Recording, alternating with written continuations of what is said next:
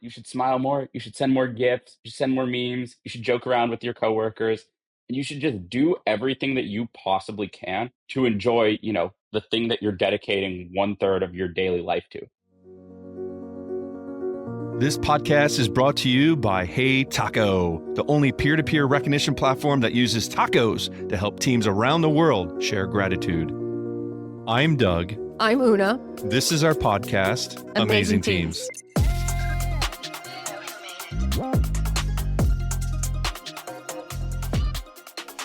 Hey everyone, welcome to Season 3 of the Amazing Teams podcast, where we explore all things that make work better. Today, we are excited to be joined by Skyler Birk-Stachon. Nailed it. Awesome. The go-to market lead at Optemization. Skyler, welcome to the Amazing Teams podcast. Thank you. Thank you. So excited to be here. I've been looking forward to this all day. Awesome. Tell us more about Optemization and your role there. So Optemization, kind of like Optimization, but our founder's name is Tem, T-E-M. So it's Optemization because he's adorable and named the company after himself. We are the world's largest, biggest, and best and most humble Notion consultancy in the world, helping large teams like Discord, Cash App, Chime either migrate onto Notion, implement Notion, or just help them get better at Notion and or no-code automation and tech solutions, basically. Skyler, I gotta ask you a question about Notion. Hit me with it. People tattooed the Notion logo on their body. People are fans of Notion. You work with it all the time. Why do people love that product so much? So I try to tell people this in the most respectful way possible. Notion literally has a cult following for a software.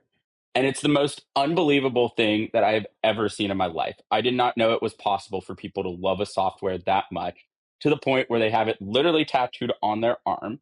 Look, I like Notion. I use Notion every day. Big fan. It's what I do professionally. I don't think it's that cool that it's worth tattooing on your body, but hey, to each their own, which leads into the really funny story of how I got into this. And it all starts with a Notion tattoo. So previously, this is like 2.5 years ago, maybe even a little bit longer, honestly. I was first sales hire at this really small Series A startup in New York. We relied heavily on like in-person partnerships. So I was going to every networking event that you could possibly imagine. I was kind of thinking about looking for my next role, but like was nowhere near that point yet. And somebody walks up to me and says, "Hey, I've got to take it to this Notion event. Do you want to go?" And I was like, sure. Notion's like that, like note-taking app, right? And they're like, yeah, it's more than that, but like, sure. So I show up at this event and transparently, I walk in and very quickly realize that I am completely out of place because all these people are so much more technical, nerdy than me, and they love Notion. And I'm like, it's clearly more than note-taking app, but I'm out of place. I have no idea what's going on here. And naturally, as one does, I had probably one too many glasses of wine because I was trying to fit in with them. And I'm talking to this guy who happens to be Tem. And I'm like, "So what do you do?" And he's like, "Oh, I run this Notion consultancy." And I'm like, "Okay, tell me, lay it on me. I don't really get it. Notion's like a note-taking app. Like, why do people need a Notion consultant?" And he's explaining it. And honestly, I was pretty zoned out at this point until he unironically rolled up his sleeve and he had Notion tattooed across his arm. And I'm like, what is going on here, dude? Why do you have Notion tattooed on your arm? Well, I just really like it. Software changed my life. I run this consultancy. And I'm like, you're a lunatic. I like lunatics. You have me interested. Got his number. And about 1.5 years ago, out of the blue, because of my LinkedIn content, we didn't stay in touch. But he, I guess, remembered the conversation and like called me out of the blue and was like, "Hey, Skyler, remember me, Notion tattoo guy? I don't really want to do founder-led sales anymore. I just want to build. You seem like a good sales guy. You want to come and work for me?" I said, maybe. Remind me who you've worked with lately. And he's like, like Cash App, Chime, Discord, companies like that. And I'm like, oh, this is legit. Okay, yeah, sure. Why not? Let's have some fun. And 1.5 years later, here we are. Never looked back. That's awesome. What a story. So Tem is the one with the Notion tattoo. I remember when that story kind of was in the news cycle. So, all right. Interesting. Yeah. He grew a decently large Twitter following with that being his cover photo and pinned tweet. So that Notion tattoo is sort of how the company got well, it's not really how the company got founded, but over time, that kind of became like the embodiment of it. Makes sense. So I'm waiting for the HeyTaco tattoo. Whoever's listening, gonna get that tattoo. I'm waiting. I feel like that's a hint for me, but I was going to I'm just say, gonna let it slide by. I'm just gonna let it slide by to the next person. how much ARR to get one for you? There you go. Oh my God. Tattoos, that's a hard sell. That's a hard sell. But Doug, Tem is the founder and he has the tattoo. So, Oh, I see how this is gonna right, work. Skyler, help me out here. I mean, I'm not getting a Notion tattoo anytime soon, and I didn't found the company. So, Doug, I think you might have pigeonholed yourself here. 9 years later, and get the HeyTaco tattoo. That seems kind of high risk. Maybe 5 years ago. I'm sort of soft locked in. It's not in writing. I want to clarify that. But I'm sort of soft locked into when we hit 10 million in ARR that I have to get a Notion tattoo. I'm gonna Sounds like a worthy goal. And keep my mouth shut. Skyler, tell us more about Optemization now. So you're working with awesome clients all over the world. How big is your team? Where are they? Are they in New York? What's happening there? No, funny enough. So our team is 12. Every other person on the team besides me is a certified Notion consultant. I am our one-man sales army, which means I am the VP of sales, the head of sales, the entry-level SDR, the mid-market account executive, along with marketing lead, account manager, any title that you can possibly think of, except for doing client work and building, is me. So our team is global, all remote. Up until last week, I'm kind of bummed about this. I was the only person currently in the US, but we just hired someone else in the US. He's awesome. No shade to him, but I am no longer the only person working in the US right now. Thames in Argentina, we span 3 different continents. So we've got, and countries represented, we have Portugal, Brazil, Mexico, Argentina, the US, Canada, and Indonesia Wow, on our 12-person team. So we're all over the place. that's pretty wild. Pretty global team. Very global. We span a lot of different time zones, and it helps us because our clients are also global. Skyler, tell us more now that you have a team that's global. By the way, you can always say you were the first person hired in the US. Just, there's always a statistics you can use in your favor. That is Right. true, but it's not entirely true because Tem was in the US and he lives in New York with me. It's just that the New York winters are really cold, so he smartly dipped out to Argentina to avoid the winter. That is pretty smart. It's pretty smart. I'm kind of jealous. When you and I did a little prep call for the podcast, I asked you this question. You had a very direct, no thought, no second thoughts about this answer. But what do you think makes work better fundamentally? Fun. Tell us more. I think that people get so sucked up in like the stress, the hustle of their job that they forget that like you have to have fun with it.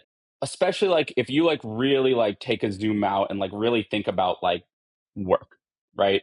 You're locked into, if you're working a 9 to 5 as an example, you're working 8 days out of the 24 in a day, 40 hours a week. That's like 1/3 out of your time. And so if you're dedicating that much time to a specific activity, like you might as well enjoy it. And so I really think that like people get so caught up in like, I have to be perfect. I have to do this thing. I have to satisfy my boss. I have to satisfy every single client. And like, I need to be so serious. And like, they forget that like in 5 years, in 20 years, whenever it is, none of it would really have mattered. So you might as well enjoy it. And I think that like, if you're not the founder, or even if you are, you should have some more fun with it. You should smile more. You should send more gifts. You should send more memes. You should joke around with your coworkers. And you should just do everything that you possibly can to enjoy, the thing that you're dedicating 1/3 of your daily life to.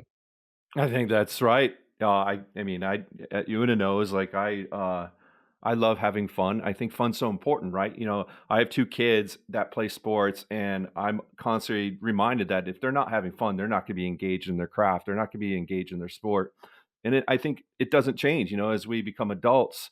we need to be having fun in our job. We need to be having fun in our lives. That's what's going to keep us going. It's going to keep us motivated. It's going to keep us engaged. It's going to keep us performing at a high level. So I totally agree with you that fun is super important, Skyler.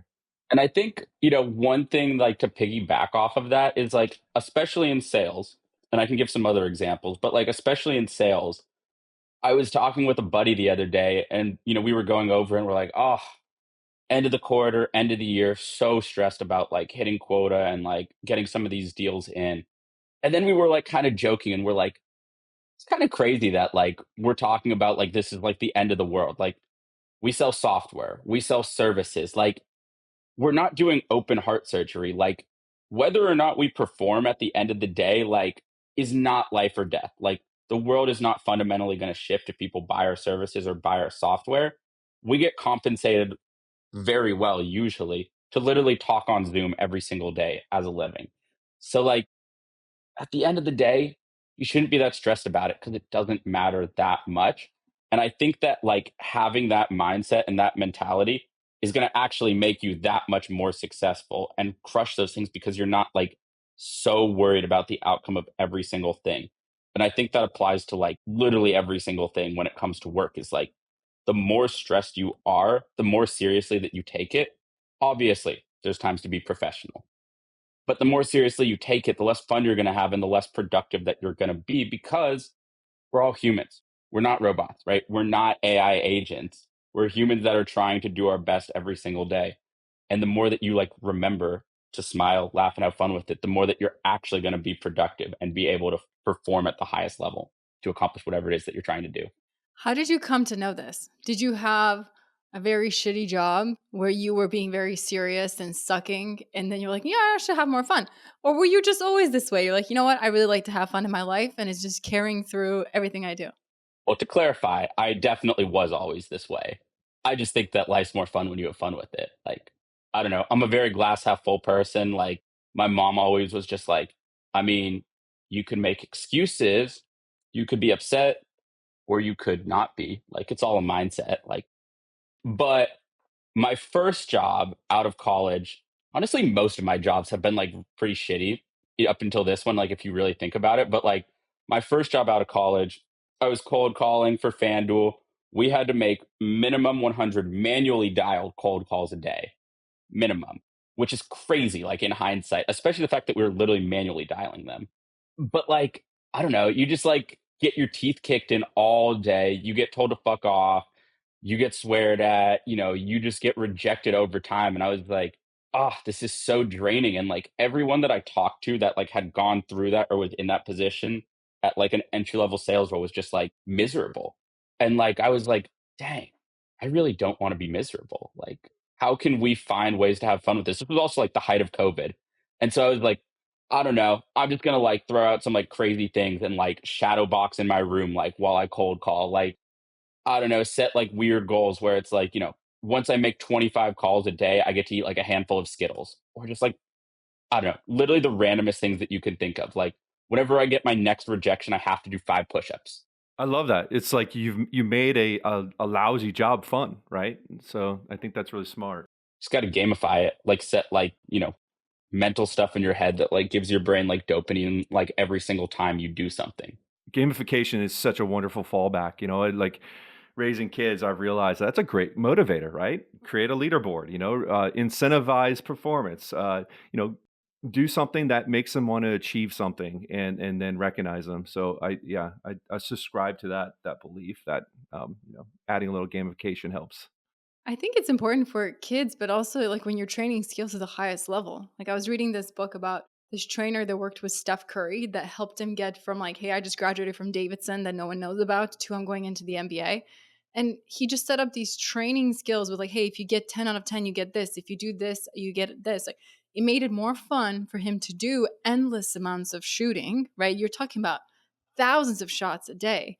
And as a result, he progressed because he could see, well, today I got 7 out of 10, tomorrow 8 out of 10. You can see that progress. I think it works for kids, but it also works for adults who are at the top of their game. Yeah, agreed. So are those the mechanisms you set up? Push-ups and Skittles? What else did you have? What else did I have? I don't recommend this one, but I mean, that was like 100 cold calls a day is crazy. And like at some point you got to get a little bit loose. And like it was also like I was working like 12 to 8 ish. So it was like once you get to 75, you were allowed to crack a beer or a drink for the next 25, which again, I don't condone it, but if you want to have one, I think you'll be fine. And it definitely made the last 25 like a lot more fun. How long did you stay in that job before you switched? Well, so, okay, I think I should probably explain this job. So I grew up Oregon in Portland, went to U of O, was like super heavily involved in like the sports business club. I was like dead set on I need to be somewhere in sport and business when I graduate. I didn't really know what that meant.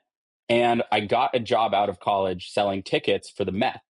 Super excited, was going to move to New York. And then COVID happened. And obviously, there's no tickets to sell. So they canceled my job, laid off half of their workforce. Super bummed. But I was like, it actually ended up being the best blessing in disguise that could possibly happen. And I was like, all right, kid from Portland, if he can get a job selling tickets for the Mets, like I can just get a better job, I guess. And I got this job working at FanDuel, the sports gambling company. It was like an entry level customer service job. I just needed like something. So I started doing that. And then, like, after a few months, I was like, all right, great. Now I have like something on my resume. Now it's time to get out of Oregon because, as much as beautiful there, it's kind of a bubble where people don't reach their full potential. And I felt myself getting stuck into that. So I was like, okay, how can I get into a big city? San Francisco, Austin, New York. And I was like, I want to get into sales. I want to stick to sales. I don't really know how to get into sales, but like the same mentality I take to like most of the things that I do, I was like, okay, let's think. What would an average person trying to break into sales do right now? And let me do the opposite. And so I was like, okay, cool. Time to start cold calling hiring managers. And so I found this one hiring manager at FanDuel who was running this successful or experimental team. And like, I mean, I was cold calling like 20 plus like random hiring managers at FanDuel or not, like a day, and just like being like, give me a shot. That's all I ask. I don't have any experience. You're not going to hire me if I fill out a resume. And so I got this guy who was a FanDuel sales manager on the phone, and I'm talking to him, and he's like, okay, I like you. You were bold enough to give me a cold call. Like, did you apply? Did you send me a resume? And I was like, no. And he's like, well, why not? Like, do that. Like, apply for the job, and like, I'll take a look. And I was like, here's the thing, man. I'm not going to do that because if you take a look at my resume and you take a look at my experience, I guarantee you that you're not going to hire me because I don't have the experience. But I'll tell you what, if you liked my approach on this cold call, you liked the hustle, you should give me a shot at the very least. If you don't like it at all, that's cool. Tell me to kick rocks and hang up. Like, I won't be offended. But that's the reality. And he was like, hmm. And I was like, because if you like this cold call approach, that's the same person that you're going to get every single day. So you might as well give me a shot. And he was like, all right, I like it. And like, by the way, the job description said you needed like 2 or 3 years experience in sales and cold calling, things that I clearly didn't have. And then he ended up hiring me over 70 other people and was like, dude, I like you. I'm willing to give you a shot, but I need someone physically in New York and New Jersey in the next 2 weeks. Can you do it? And I was like, sure. See you in 2 weeks. So packed up my bags, moved across the country, never looked back. Best decision I ever made. That's awesome. Now you're in a job that obviously you love. You even made a bet, speaking of betting, that you might tattoo Notion logo somewhere on your, Somewhere. body when you get to certain to certain revenue. How do you guys, with your team that's all over the world, how do you have fun together? You were showing me some Slack channels when we were talking. What do you guys do to have fun when you probably can't really talk live that much? Yeah. Well, the first one that we do and our favorite one is HeyTaco. We are maybe the biggest HeyTaco fans in the world. I like to think that we are. It's just you know how we know, right? You know how you prove to be the biggest, right? You walked right into that one, Skyler. Gotta get a tattoo. Eat a lot of tacos and give a lot of tacos. You need to go to HeyTaco.com/store and get yourself a HeyTaco shirt. I do need to do that. Me and Una were talking about this, and I was like, I really should do that, but I always use all my tacos to buy tacos. There you go. And it's just which is a great trade. Even better. That's pretty perfect. Yeah, exactly. Yeah, we do a lot of really, really fun things. We have Slack channel. First off, I've kind of instituted this culture, but I try to communicate as much as I can solely through GIFs and memes. If it's internally, clients are a different story. But if I can, I will send a GIF to communicate, and I will send a meme if it's possible. We have really, really fun emojis too as well. We also recently, one thing that I really like about optimization is like everyone's like fairly like culturally up to speed on what's like happening in the world with TV shows, despite being all around the world. So like it's not like literally a requirement for HR purposes, but every person is caught up on Severance. And we talk about Severance like nonstop in our like one meeting that we have every 2 weeks. And like we literally jammed out about it for like 30 minutes last week and like started giving like our theories. And it's now like when you're out of office, it says that you're on the severed floor. It's so funny if you've seen it. And yeah, we have a lot of fun with that. Also, all of our meetings are named after TV shows, and someone gets randomly assigned every single week of who gets to decide the title of the next one, and then the icebreaker, and then the music, and then you have to start it with the first 5 minutes. You talk about the title and why you gave that specific show and that specific theme. Obviously, all of this is in a Notion setup. It's all automated. It looks really cool, fun stuff like that. That sounds like fun. I'm curious about your thoughts, feelings around fun right now in the current climate that we're in, right? Like, do you feel like fun is something that is harder to achieve, or do you think people are looking at fun differently, or do you think fun is something that people are welcoming? It's a good question. I think I'm going to answer this question in two ways. For me personally, I think the current climate makes fun easier because if you look around, again, I kind of have a backwards philosophy to a lot of these things. But if I look out into the world and I see negativity, I'm like, dang, that sucks. And whenever I start to feel sad about it, I'm like, how can I not make myself feel sad? Right? Like, how can I flip this into a positive? And that's generally with fun things because I'm a very glass half full person. So if I'm feeling down or I'm feeling negative or I feel like a culture around me start to feel towards that, I'm going to immediately shift into like, how can we make this more fun? And if I'm not getting the same energy and the same reciprocation, the honest answer is I'm going to ignore you and I'm just going to let you be off in your world because I don't really want that negativity in my life. So I think when everything else culturally in the world is like, being sad or whatever the climate is that you want to call it, I think that's really an opportunity to double down on like the things that like you generally enjoy. And like, are you allowed to swear on this podcast? Sure. Absolutely. Okay. So my favorite book of all time is The Subtle Art of Not Giving a Fuck. Genuinely, that book is so good. You're not swearing. That's the title of the book. It is the title of the book. And my favorite lesson from that book that like I take to heart is like, look, genuinely, there you only have so much energy in your world, in your day, in your life that you can only give so many fucks. So really like think about and prioritize and like write down like here are the things that I genuinely give a fuck about in this world. For me, that's family, that's friendships, that's relationships that I develop, that's traveling, and that's just building a good life generally. That's like my five right there. And if it's not something that's a part of that core five, I can only spend so much of my energy giving a fuck about it. Because at the end of the day, it doesn't really matter. It really doesn't fucking matter. Hey, if we are gamifying this, I would say, Skyler, you're at the top of the leaderboard for the most fucks on one episode. Fuck yeah. There we go. I love it. Skyler, while we're on the topic of having fun, I'm dying for you to tell Doug and our listeners your pickleball community story.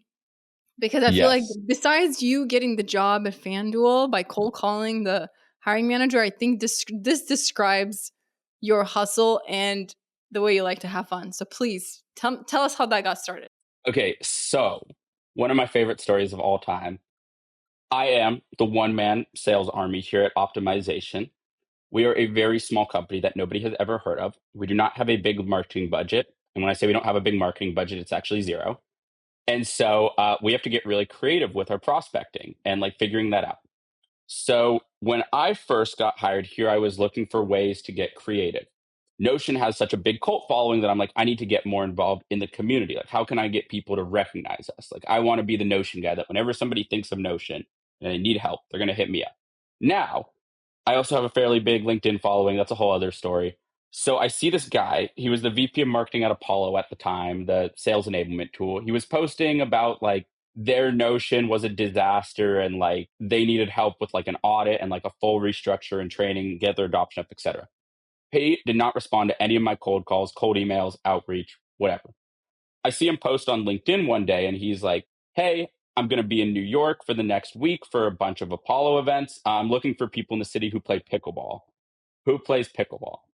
Backstory, I'm a tennis player. I thought pickleball was kind of lame, if I'm being completely honest with you. And I thought it was only an old people sport. But I live across the street from a park. And I was like, oh, I play pickleball. Like, I'd love to set up a game. And so he's like, okay, great. Let's set up a game. I'll invite, my other buddies who are large tech executives. And I'm like, okay, cool. So I go and buy, a pickleball net, buy 4 paddles.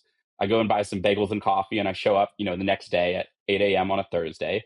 And we play pickleball. I play it, super cool. I'm like, these people don't know that I've been cold calling them.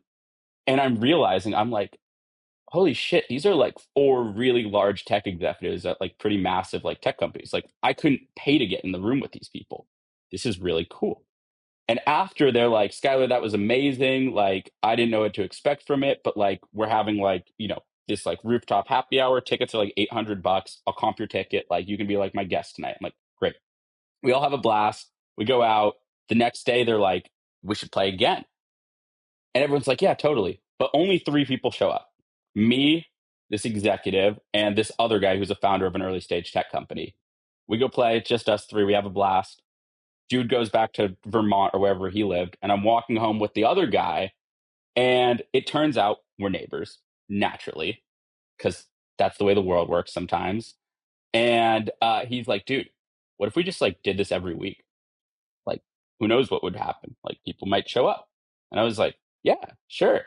And so by the time I could open my computer, he had already spun up like marketing graphics and like a Luma page and like we made it a thing. So we started doing it every week, like about a year ago. And it quickly grew to a community of over 2,000 people in the NYC tech community. It is the largest recurring weekly tech event in all of New York. And we get like 50 to 100 people that show up to play pickleball physically in person every single week. Rain or shine. Rain or shine. That's incredible. Yeah. Shout out to my pickleball community. Love y'all. Right? Is that a cool story, Doug? That is cool. And I wear this massive pickle hat every single time. Of course. I mean, you're pretty official. You have a LinkedIn page, right? That says nothing. Nothing says we're more official than a real LinkedIn page. Yeah. And if anyone's interested in it, you can find it. Just look up Tech Pickleball. We just relaunched this year. Had an event that immediately sold out last week. It was super fun on a Friday morning. We've got some really, really, really cool stuff planned for the spring, including curated tournaments, more events, swag, paddles. It's going to be a lot of fun. Do you now love pickleball? So here's the truth. No, I very rarely actually play when I'm hosting. I like pickleball. Tennis is still infinitely better, but I just really like that it brings people together.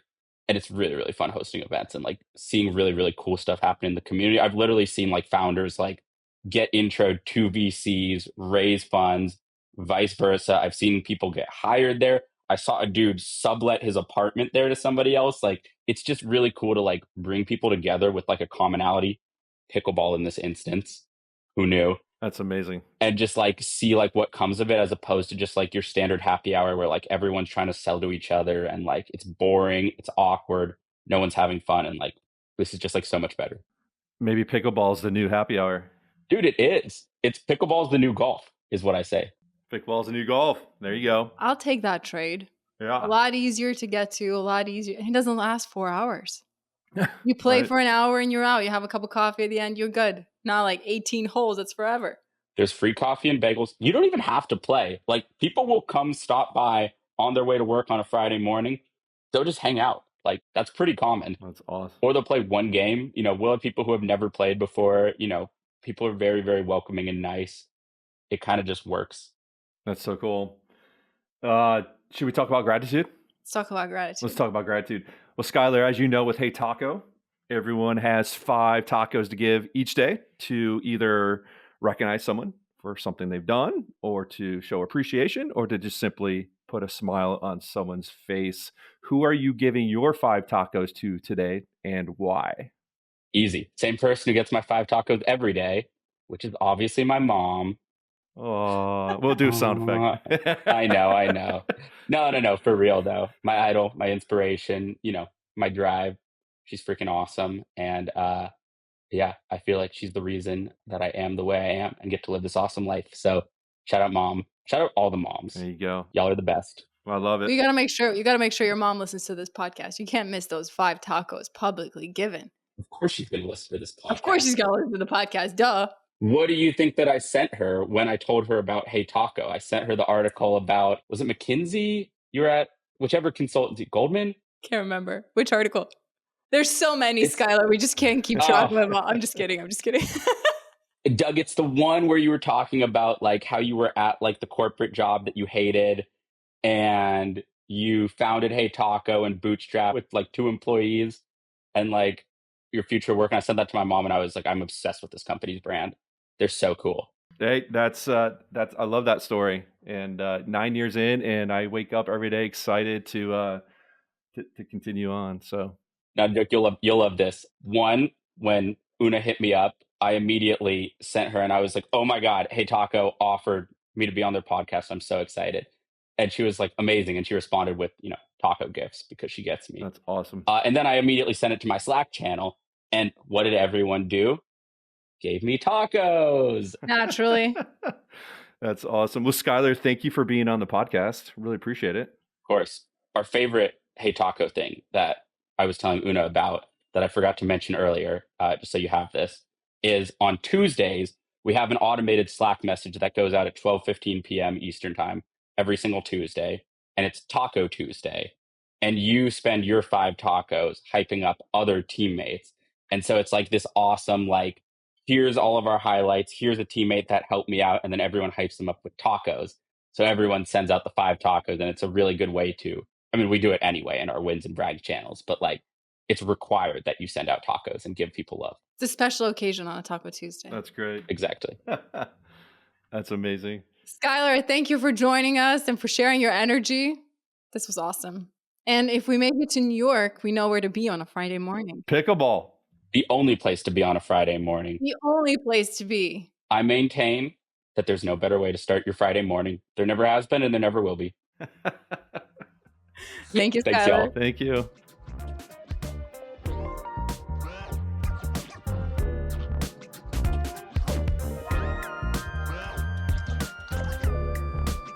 Thanks for listening. One of the important things about building a team is gratitude.